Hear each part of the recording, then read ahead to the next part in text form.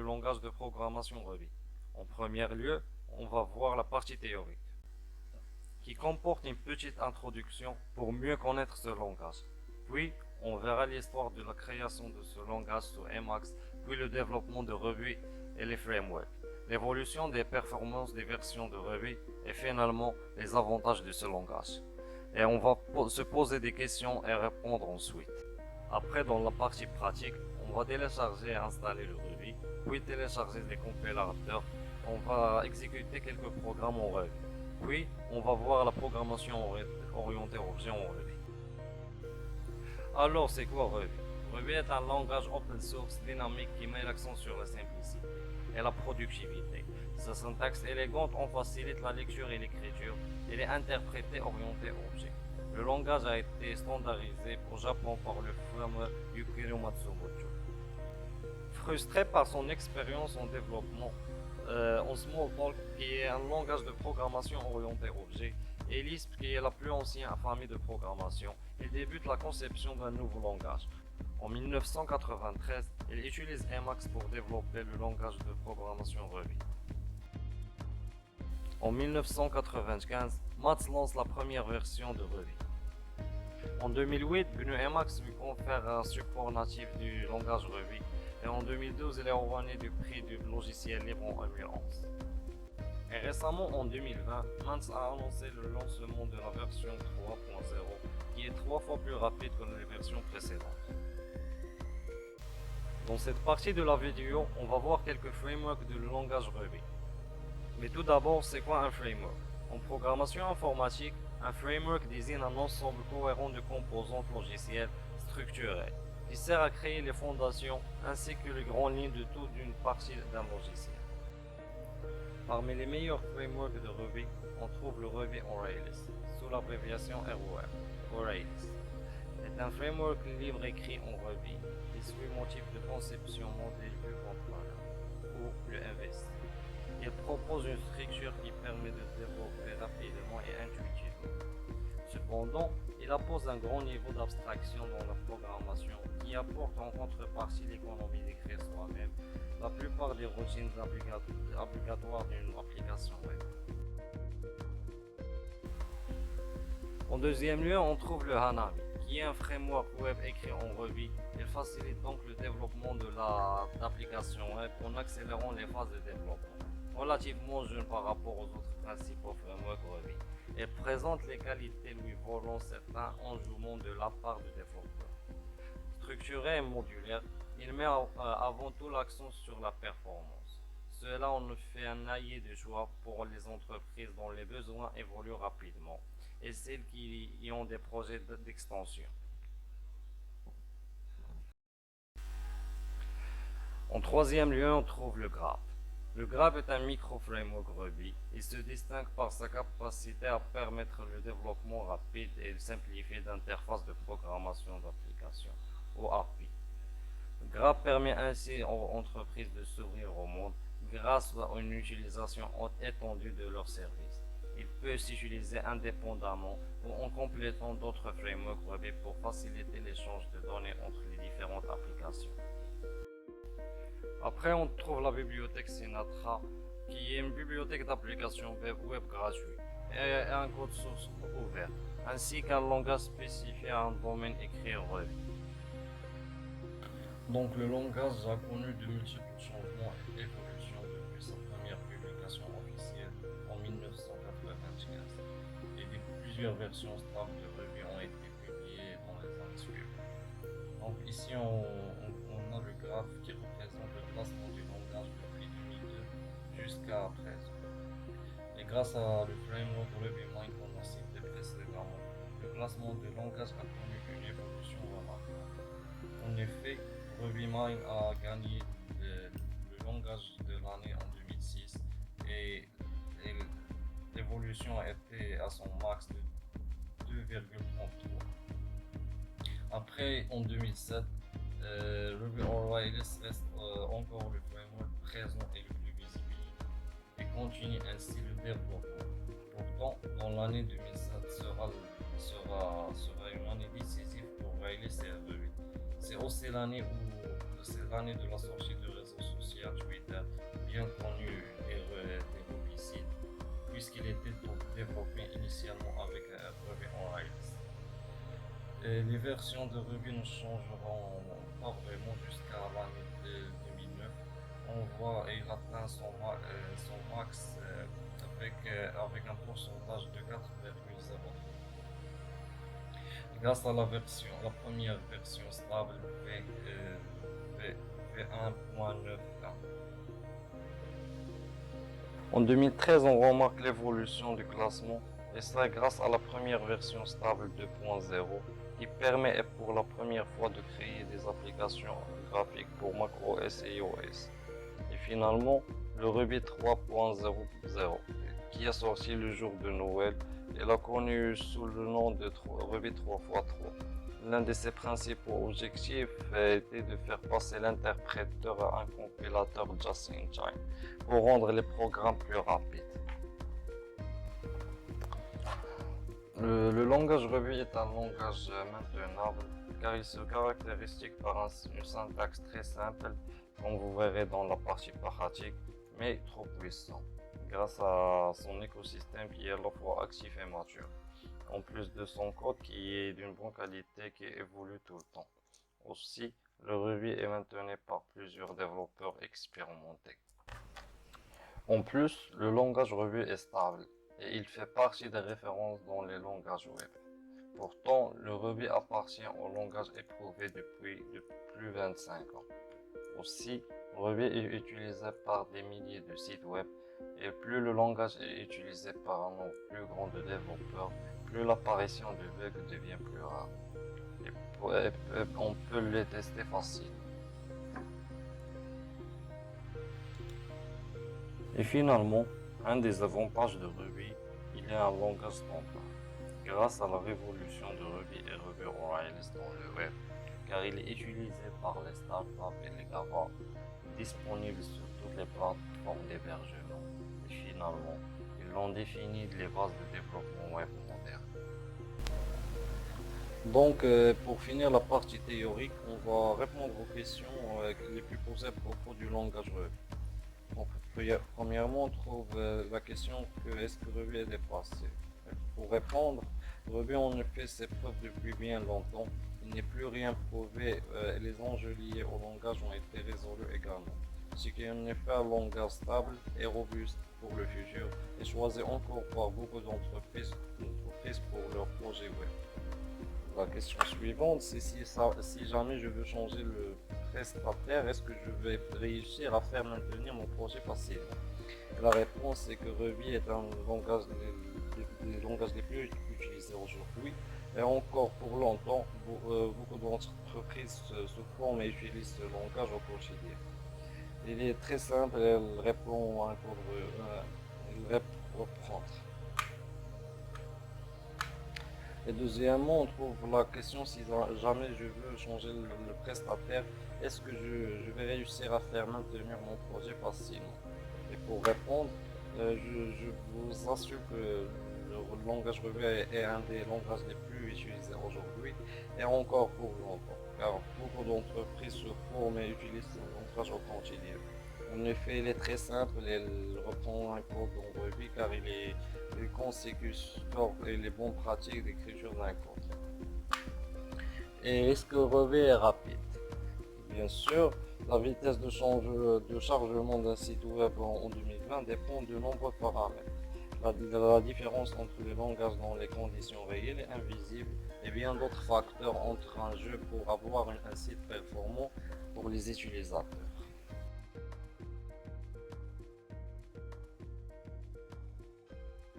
Pour télécharger le langage de Ruby dans votre machine et pour télécharger aussi l'un des compilateurs et pour compiler les codes qu'on va les traiter après écrits par ce langage. Donc, pour les gens qui utilisent Windows, il suffit d'écrire Ruby installer pour Windows.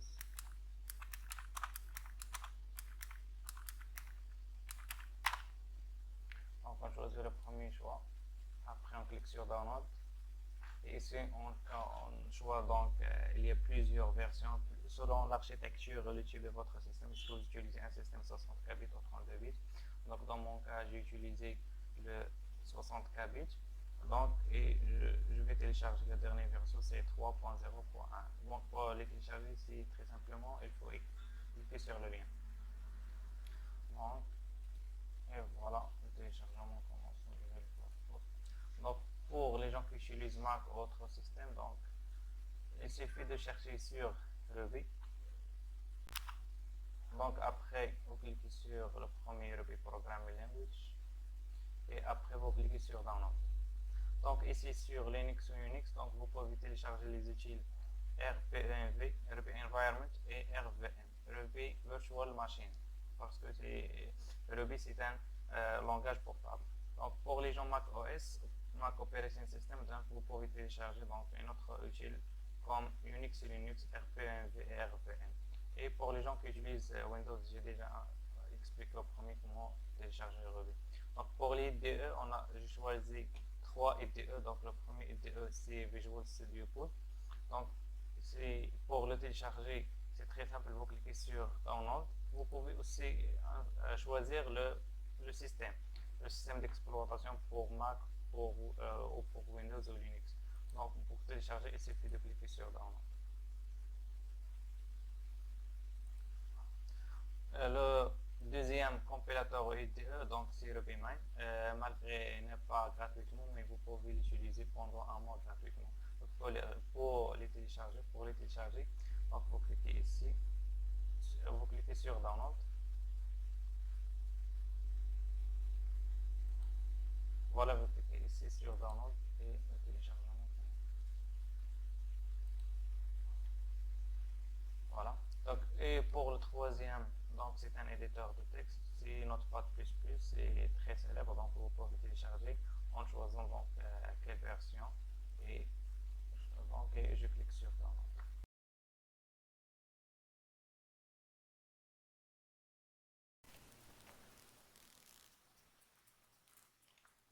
Donc après, à la fin de téléchargement, donc pour installer le compilateur Visual Studio Code, donc il suffit de cliquer deux fois.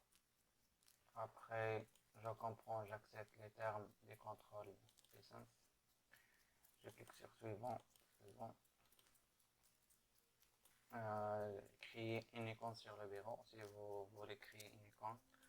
Après, je clique sur installer.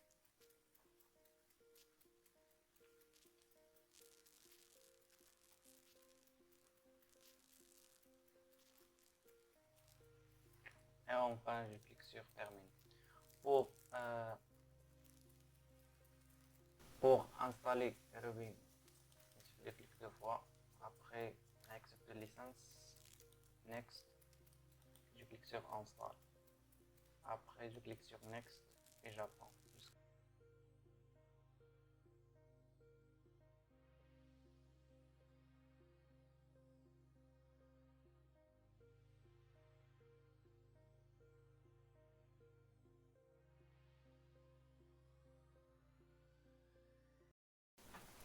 Et enfin, je clique sur finish. Et c'est donc le CMD, je clique sur le premier choix. Je clique sur 1.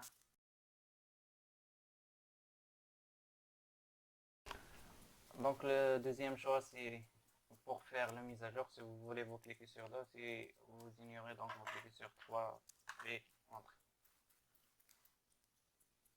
Donc ici, donc le Ruby installé. Pour les gens qui veulent utiliser Notepad++, donc ici vous créez un nouveau fichier. Et dans le langage, vous cherchez sur Ruby. Donc R, voilà, langage Ruby. Donc ici, vous créez l'autre banque. Par exemple, bonjour. Voilà, CTRL S, enregistrer. Donc, par exemple, le bureau, j'appelle, par exemple, test Ruby. Après, je fais enregistrer. Voilà, donc j'offre le CMT.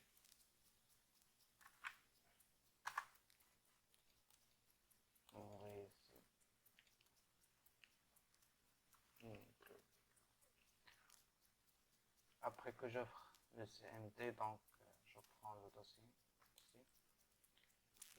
Et après, donc avant de sauvegarder, j'écris le mot Ruby. Voilà, entrée et l'afficher. Bonjour, comme vous voyez ici.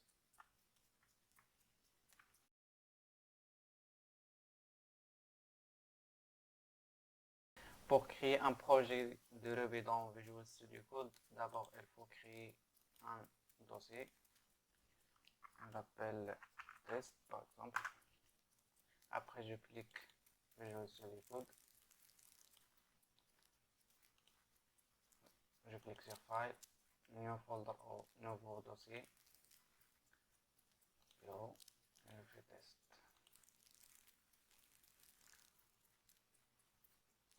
Voilà, donc le test, je clique ici et je l'appelle par exemple first.ruby.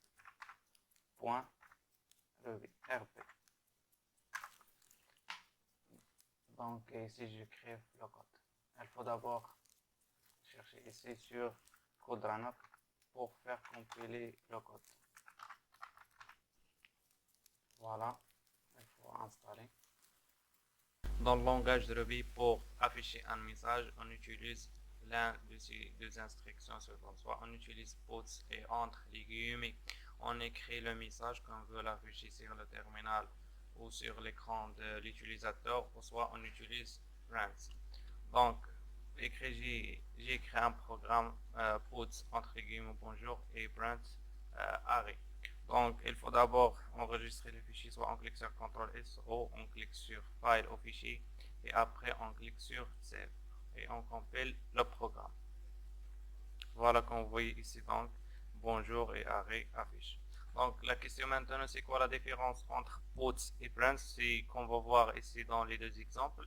Ici, je fais un petit programme donc, qui affiche, j'utilise en UST-SALIG et j'utilise le réseau informatique, on va le tester. Il faut d'abord, comme j'ai dit, enregistrer le fichier. Et comme vous voyez ici, donc, le message à afficher, donc j'utilise et j'utilise le réseau informatique avec le retour de les lignes. La différence, c'est que puts retourne à la ligne, mais Branch ne retourne pas à la ligne. Donc, le même programme, je fais avec Branch et je le compile pour connaître la différence. Donc, comme vous voyez ici, donc, il affiche la première phrase, donc j'utilise en UST-SALIG et j'utilise le réseau informatique de la même ligne et ne retourne pas à la ligne.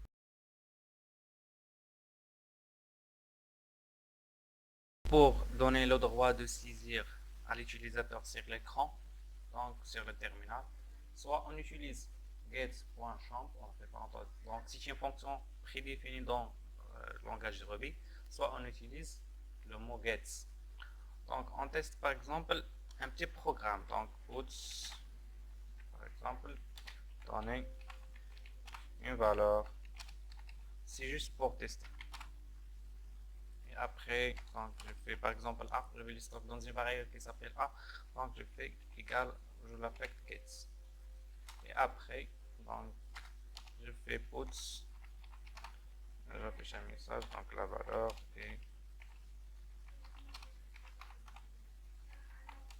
et je fais donc plus, et je fais A.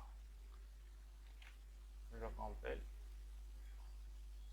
Dans une valeur par exemple, je donne 10. Je clique sur entrée, voilà, la valeur est 10.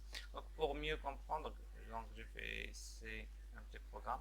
Donc il demande à l'utilisateur de donner leur nom, son nom et son âge, et il affiche bonjour. Donc ici il affiche son nom et votre âge et s'affiche son âge. Donc je fais avant CTRL-S pour save, pour enregistrer le fichier et je clique sur Run. Donc donnez votre nom, par exemple je donne NS. Donnez votre âge 18 ans par exemple, je clique sur entrée et voilà, bonjour Anas, votre âge est 18 ans. Donc la différence entre gets et gets.champ, c'est que gets.champ c'est une fonction prédéfinie. Donc si j'écris ici pour donner votre nom et j'écris /n, donc /n il supprime le /n, tandis que gets il garde le /n.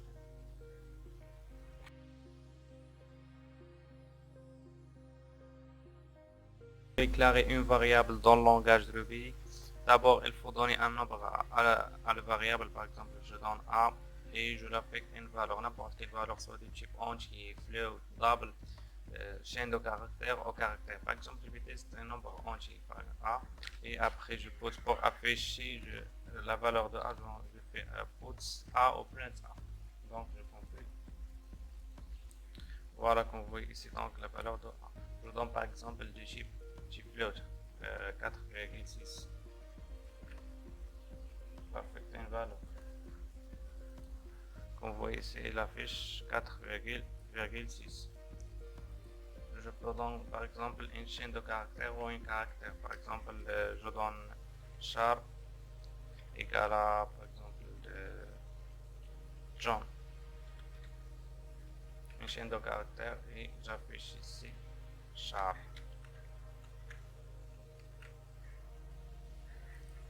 Compile. Et comme vous voyez ici donc John. Je peux aussi du type booléen, une valeur de type booléen par exemple soit true soit false et j'affiche le char comme vous voyez. Voilà, je compile et voilà true ou false. Donc si vous voulez écrire un commentaire, donc c'est très simple. D'abord vous ferez cette symbole dièse et vous écrivez ici le commentaire. Si vous devez écrire un seul commentaire ici, pas un nombre de lignes de commentaires. Si vous avez plusieurs lignes de commentaires, donc vous devez faire l'instruction suivante. Donc égal à begin et égal à end. Et entre égal à begin et égal à end, vous écrivez n'importe quelle ligne de commentaire.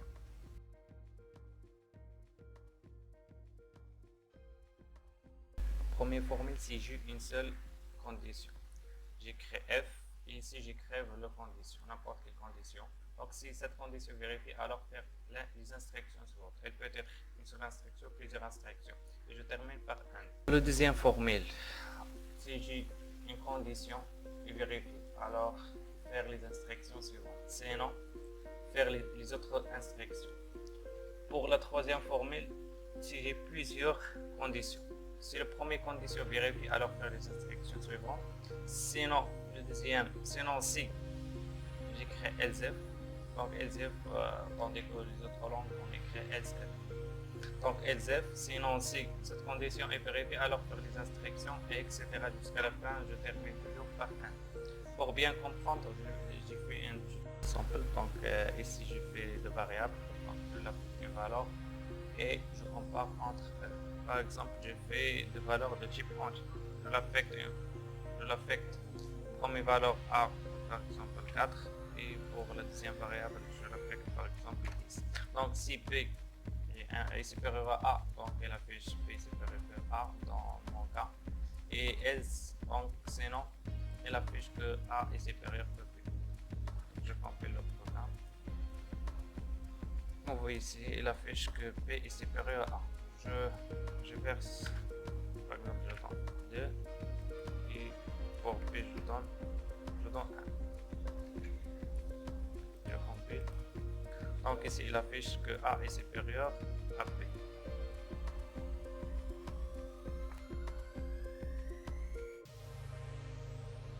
Et maintenant ce qu'on appelle case. Dans notre langage on l'appelle switch. Donc, pour éviter else f et else, pour optimiser le code, on utilise case. Donc la forme générale de case est écrite comme ça. Donc on fait case et ici on donne le variable, le nom de variable. Et cette variable, soit on l'affecte par nous une valeur, soit on demande à l'utilisateur de donner une valeur à cette variable. Donc le premier valeur, si il est vérifié, on écrit when valeur 1 est vérifiée alors que l'instruction 1. Sinon, on passe à la deuxième valeur. When valeur 2 est vérifiée, alors que l'instruction 2. Si cette valeur n'est pas vérifiée, on passe à la valeur 3 jusqu'à donc n. When valeur n est vérifiée, alors que l'instruction n. Dans le cas où donc toutes les valeurs, donc la valeur qu'on a donnée à cette variable n'existe pas entre les valeurs de 1 jusqu'à n, donc on fait l'instruction suivante. On écrit else et on fait l'instruction suivante, comme le cas exceptionnel de toutes les valeurs précédentes. Et on termine toujours par 1. Pour mieux comprendre, on va prendre l'exemple suivant. L'exemple suivant, c'est un petit programme. On donne à l'utilisateur de choisir un alphabet parmi les alphabets suivants, et selon l'alphabet, on donne le nom de jour. Par exemple, s'il choisit il va afficher lundi. Donc, je l'ai stocké ici dans une variable qui s'appelle jour. Donc, 15 jours, selon jour, on fait when il crée L. Donc, la première valeur est affichée lundi. Quand l'utilisateur va écrire M, il va afficher mercredi, et etc. jusqu'à dimanche. Donc, dans le cas où l'utilisateur nous donne une autre valeur, donc on va l'afficher le message suivant. Essayer. Et on termine par 1. Donc, je vais compiler. Donc, choisir une valeur parmi les valeurs suivantes. Donc, je vais par exemple choisir M en M. Voilà, il affiche mardi. Donc, je vais compiler autrefois. Donc, je l'appelle par exemple A. A n'existe pas entre les alphabets suivants. Donc, elle doit afficher ici, ce qu'on va voir. Donc, voilà, il affiche.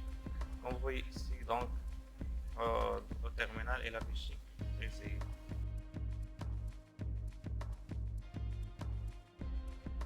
Le langage de Ruby, comme les autres langages, on a 3 boucles.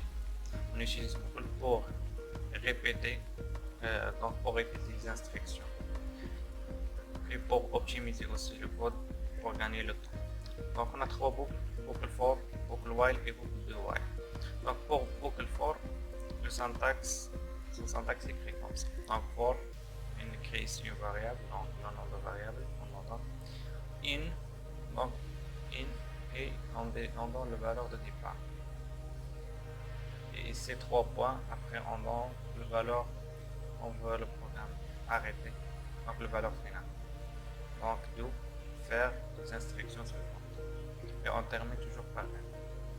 Pour boucle while, c'est écrit sous forme suivante. While, on écrit la condition. Si cette condition, tant que cette condition est vérifiée, alors faire les instructions suivantes et va répéter jusqu'à la condition n'a pas vérifié. Et on termine toujours par 1. Pour boucle de while, donc on écrit le mot-clé loop, boucle, do, et faire les instructions suivantes. Ici on fait une petite condition pour arrêter le programme, et on termine par end. Pour bien comprendre, donc on a fait 3 petits programmes. Donc le premier programme, c'est le boucle for. Donc for i, donc la variable non appelle i, de type int n. La valeur de départ c'est 1 jusqu'à 8, ou bonjour. Donc elle affiche bonjour 8 fois. On va le tester. Voilà, donc on voit ici l'afficher bonjour 8 fois. Pour le boucle while, on fait l'exemple suivant. Il faut d'abord initialiser la valeur, soit la variable a.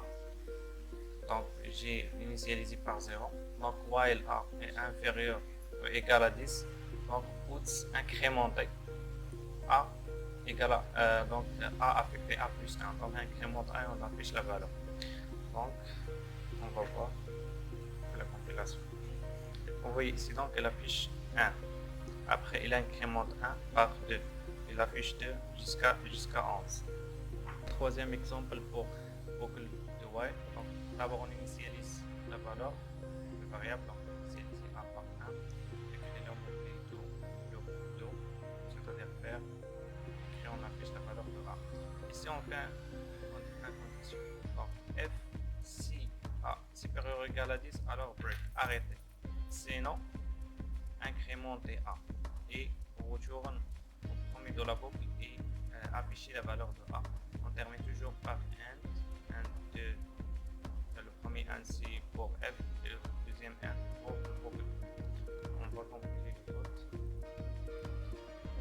Et comme vous voyez ici, donc elle affiche les valeurs de 1 jusqu'à 10.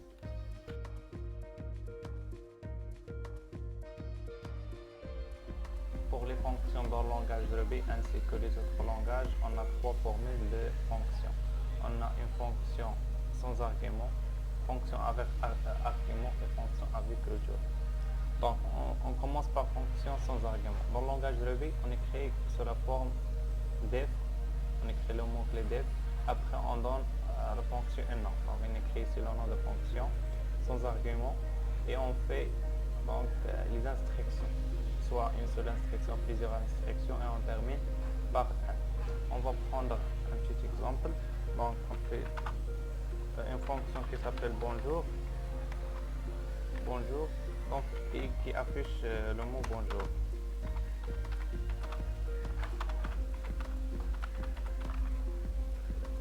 On termine par un. Donc, c'est ça la fonction. Pour rappeler la fonction, on appelle justement le nom de fonction, c'est bonjour.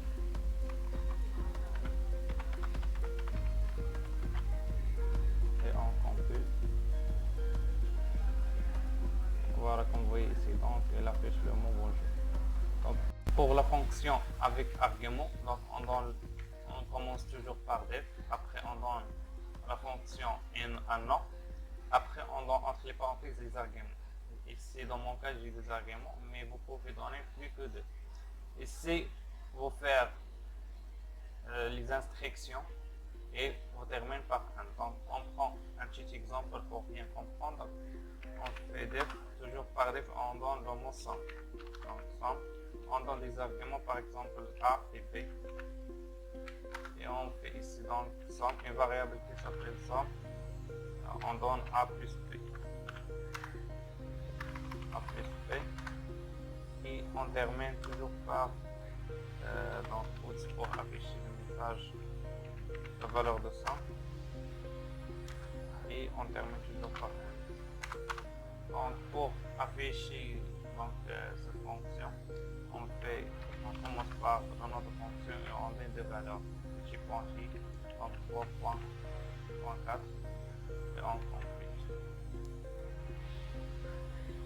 Donc elle affiche cette fonction. Par exemple 5 plus 4.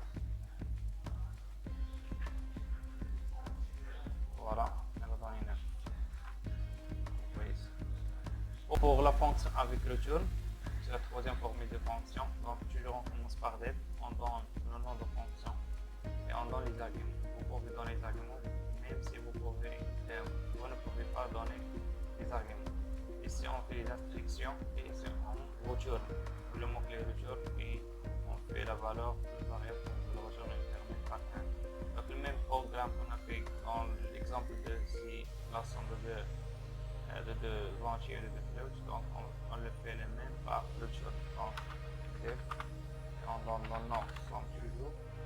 Donc on va le donner par exemple paramètre x, y. Et ici on fait return sans créer une autre variable qui s'appelle somme. Donc on return la valeur de x plus y. On termine par 1. Donc pour afficher cette fonction, il faut faire puts. Puts, on donne le nom de fonction qui est somme et on donne deux valeurs, par exemple 4 et 6. On complète. Voilà, comme vous voyez ici, donc elle a donné la valeur 10.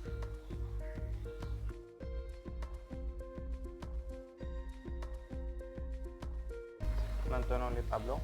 Un tableau est une structure de données linéaires représentant une séquence finie d'éléments auxquels on peut accéder efficacement par leur position, donc par leur indice dans la séquence. Alors pour déclarer un tableau, c'est plus simple. Vous donnez le nom du tableau, on l'a fait égal, array, et ici on donne des valeurs. Plusieurs valeurs, soit de type entier, de type float, de type double, string, etc. Pour afficher les éléments du tableau, on utilise soit put, soit print, et ici on donne le nom du tableau. Pour mieux comprendre, on va traiter un petit exemple. On leur donne par exemple le nom tab égal array. Ici on donne des valeurs, par exemple un nom, un entier, une float, et on l'affiche par put, on donne le nom tab.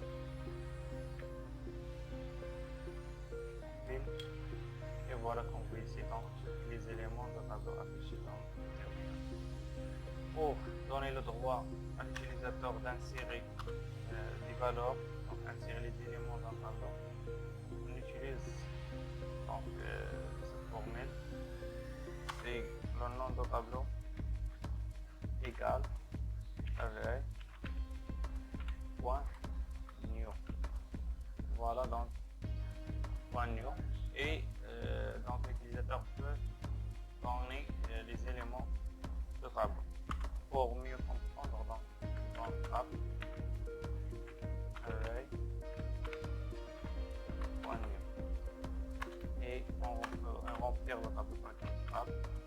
Donc l'indice par exemple 0 est égal à chaîne de caractères par exemple. Je donne notre exemple une valeur du type donc gauche, donc les 6. Voilà, donc je donne une autre valeur par exemple du type entier, donc indice 3, et je l'appelle par exemple 6. Voilà. Donc il existe aussi des fonctions prédéfinies dans le langage de B qui m'aident à faire des traitements facilement.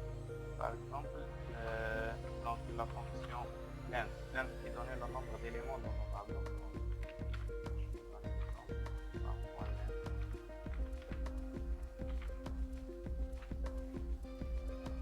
Donc ici il y a 4 éléments, 1, 2, 3, donc, et 4 parce que l'indice de 2 c'est vide, il est vacant. Donc je peux utiliser donc, la fonction include. Ici je donne par exemple include, c'est très simple pour tester si un élément donné qui existe dans le tableau n'existe pas. Par exemple ici cette mot, est-ce qu'il existe dans le tableau ou non? Je vais compiler. Voilà, elle affiche true parce qu'il existe. Donc je peux donner par exemple une autre valeur, par exemple voilà, et je compile. Voilà, elle affiche rose parce que cette valeur ou cette variable, cette valeur n'existe pas dans le tableau.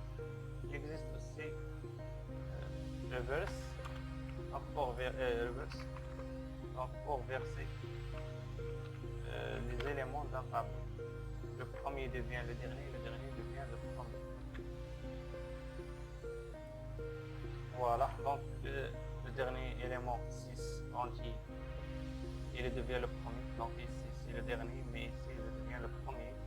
Donc 12,6, donc il devient le milieu, et le premier, donc le premier mot il devient le dernier.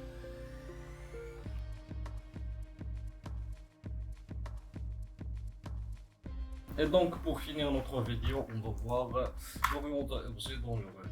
Donc tout d'abord, on doit créer classe et savoir comment créer une classe dans le langage web. C'est tout simple.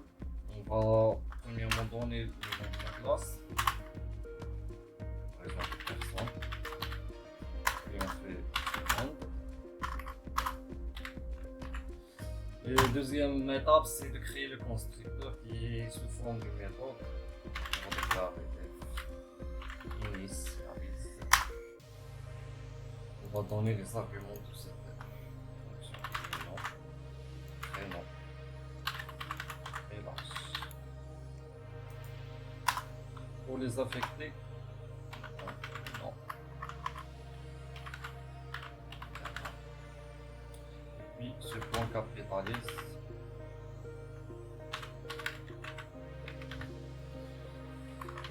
Ce point capitalise veut dire que le variable est un type chaîne de caractères et qu'on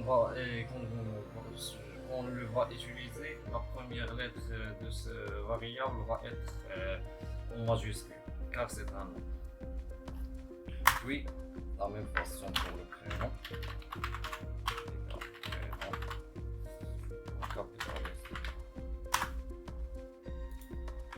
Et finalement c'est l'âge en entier.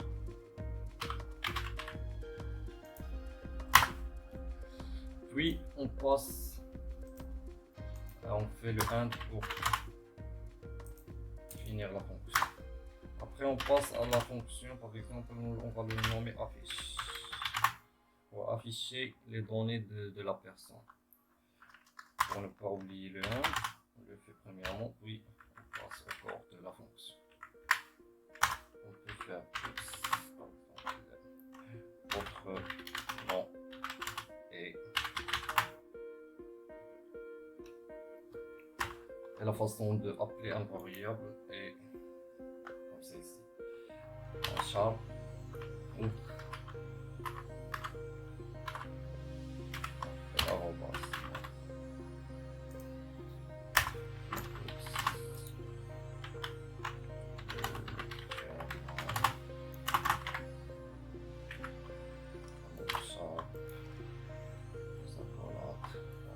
La faute ici que je dois faire tout ça à l'intérieur des guillemets. On peut donner l'adresse prénom. Et finalement, vache, votre âge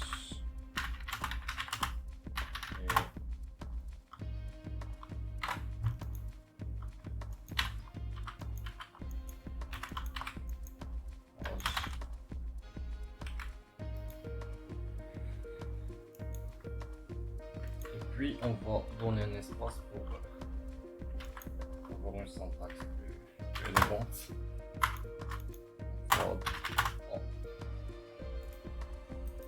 Et on refait. Donc pour créer un nouveau objet de cette classe personne, c'est simple, on donne le nom de l'objet qu'on veut créer, lui égale le nom de la classe, qui est personne, et puis un point new, ça veut dire un new objet. Et entre les parenthèses, on donne les arguments qui est le nom, le prénom et l'âge. Par exemple, le nom est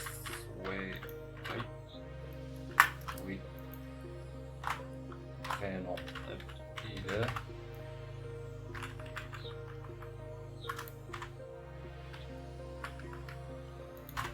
et l'âge on va donner 20. Et on va appeler la fonction affiche pour afficher les données de personne PP. Un CTRL S pour enregistrer les modifications, puis on va exécuter. Comme vous voyez, on a le nom Eswere, le prénom Abdilah et votre âge est 20 ans, comme on a cité la fonction affiche.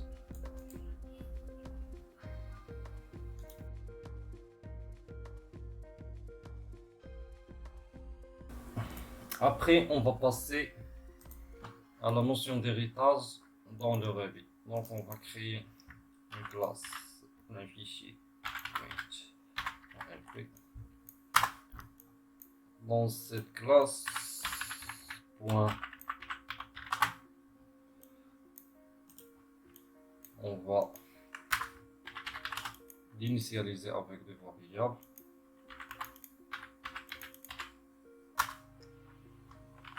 Un X et un Y. Les coordonnées d'un point. Puis, on va les affecter ces valeurs.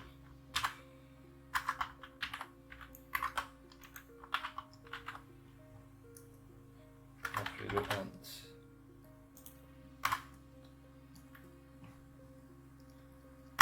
Puis, on va créer une fonction qui donne les coordonnées du point. On va l'appeler par exemple une coordonnée. On a juste courte. Dans cette fonction, on va afficher les coordonnées du point. Et par exemple, puts, on va faire x.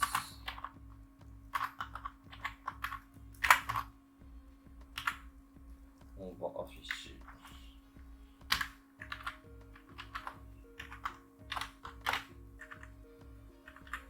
et puis la même chose pour y.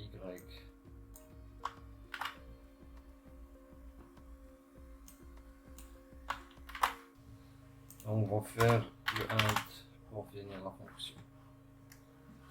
puis on fait le 1 de la classe. Donc ici on a créé une classe point, on a créé le constructeur et appelé initialize et qui, si on donne les valeurs x et y, c'est le x de point, les variables du point s'affectent avec les deux valeurs ici. Après, on va en créer une classe qui hérite de la classe point et on va la nommer point couleur. Point couleur.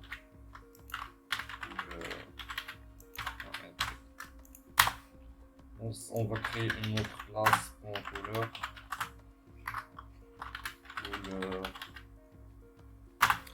Et pour mentionner qu'elle hérite de la classe point, c'est simple, il faut juste faire le signe suivant, puis donner la classe qui hérite.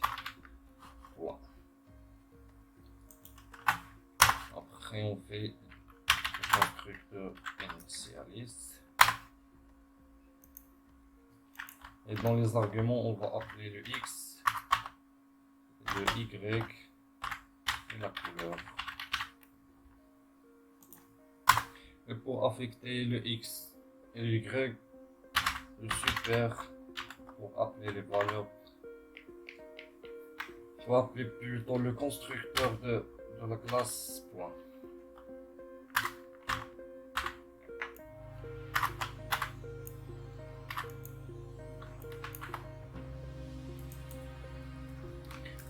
Après on passe à la couleur qui va prendre la valeur.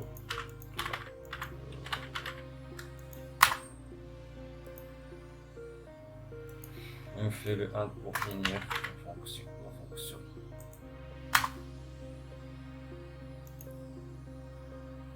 Et on va créer une fonction,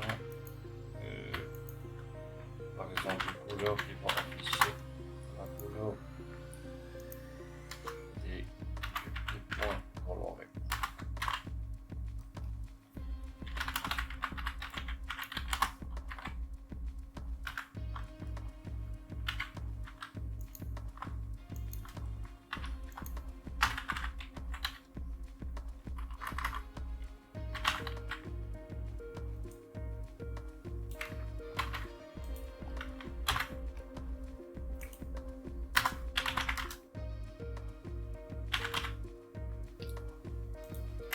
Et comme ça, on a créé la classe point qui a les deux coordonnées x et y.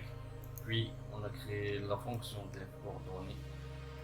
Et la classe point couleur qui hérite des classes point, elle a les mêmes coordonnées plus un variable couleur.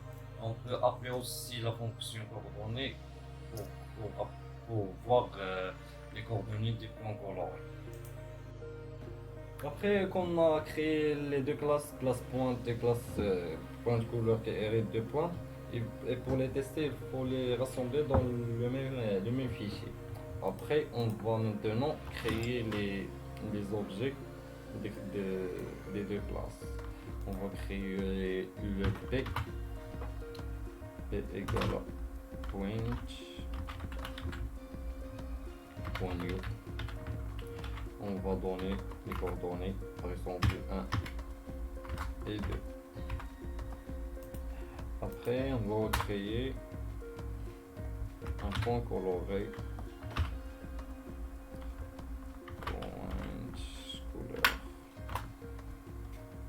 Point new. Et dans les arguments, on va donner par exemple 5, 4, puis on doit donner un caractère qui désigne la couleur. On va donner par exemple le vert. Après, on va appeler les fonctions p point quartz, puis on va appeler le pc. On va appeler aussi le quartz pour donner les coordonnées des deux points. Puis on va afficher la couleur du point coloré qui est le vert.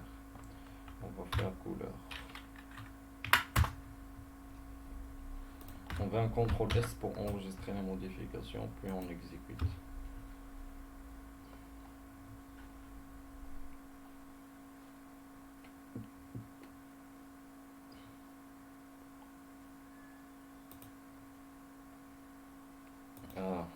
faute ici, c'est j'ai mis un E dans le nom de la méthode. On va enregistrer les modifications, supprimer ça, puis on réexécute.